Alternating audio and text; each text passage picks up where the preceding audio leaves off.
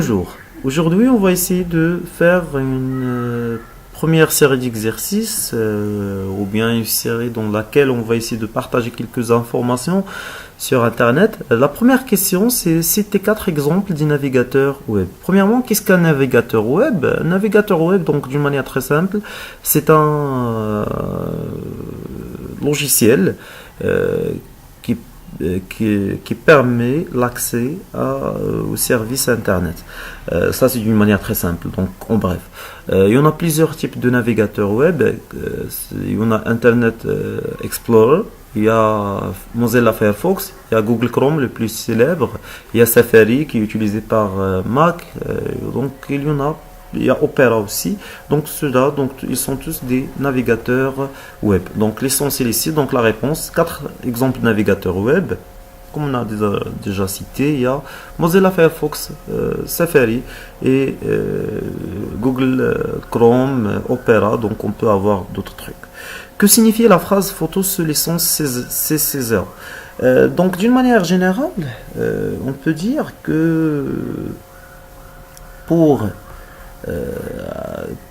utiliser les photos qui existent sur Google ou bien sur Internet, donc d'une manière générale, l'utilisation de ces photos n'est pas autorisée donc d'une manière triviale ou bien d'une manière directe ou bien d'une manière automatique. Donc généralement, à chaque fois, vous devez prendre des autorisations pour utiliser ces photos. Ça, c'est ce qu'on appelle une licence. Parmi les licences les plus utilisées, c'est la licence CC0, c'est-à-dire qu'il est qu'on peut utiliser ces photos gratuitement sans aucune attribution. Il y en a des sites qui offrent des photos en CC0. Par exemple, il y a le site pexels.com, Pexels.com ou bien Pixabay. Il y a des sites qui donnent ces services, c'est-à-dire si vous avez besoin d'une photo, soit que vous allez utiliser ces sites, ou bien que vous pouvez faire des filtres sur YouTube, des filtres sur Google pour trouver les données dont vous avez besoin. Pour créer du site web, on aura besoin des éditeurs du texte pour le web. Ici, la question donne des exemples des éditeurs du texte. Alors, pour créer des sites web, j'ai besoin d'un éditeur du texte tel que, par exemple, Dreamweaver, c'est-à-dire un logiciel qui permet l'écriture des codes HTML, CSS, PHP, JavaScript pour créer un site web. Il y en a le plus simple, c'est Blocknote, par défaut sur Windows, mais sans oublier, il y en a d'autres qui sont un peu plus évolués, Notepad++, il y a Sublime, il y a plusieurs types. Pour Gmail, quel est le protocole utilisé par Gmail? Au moins pour l'envoi, Gmail utilise le SMTP. Et pour la réception des données, il utilise le POP3. Donc ça, un protocole c'est quoi? C'est-à-dire un ensemble de règles à respecter.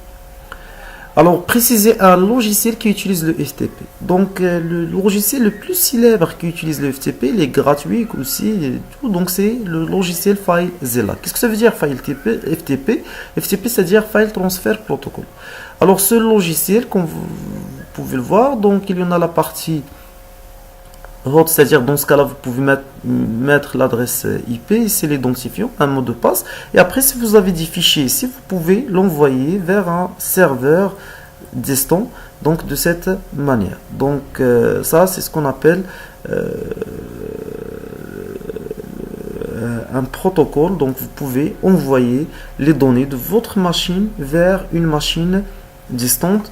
Et de cette manière, vous pouvez avoir pas mal d'informations. Donc, les fichiers que vous avez, vous pouvez les envoyer vers le site distant. Une fois que vous créez votre site, par exemple, vous pouvez prendre tous les fichiers et l'envoyer à l'emplacement dont vous avez besoin. Donc, un logiciel qui utilise le protocole FTP, c'est FileZilla. Rappelez 3 types de réseaux. Donc, le type LAN, c'est-à-dire un réseau local, LAN, le type MAN, c'est-à-dire un réseau métropolitain, et le type WAN, c'est-à-dire un réseau étendu, c'est-à-dire un réseau tel que Internet. La question 8, combien d'octets existent dans une adresse IP.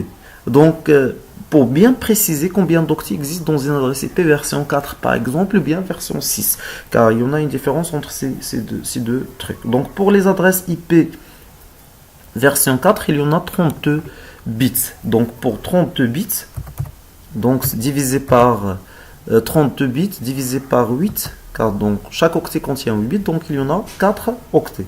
Et pour les adresses version 6, si on divise par 8, on va trouver que 16, c'est-à-dire la réponse la plus simple. Donc combien d'octets existent dans une adresse IP? Version 4, il y en a 4, et version 6, il y en a 16 octets. Et bien sûr, pour les bits, il y en a 30 pour la version 4 des adresses IP, et comme on peut dire 128 pour l'adresse version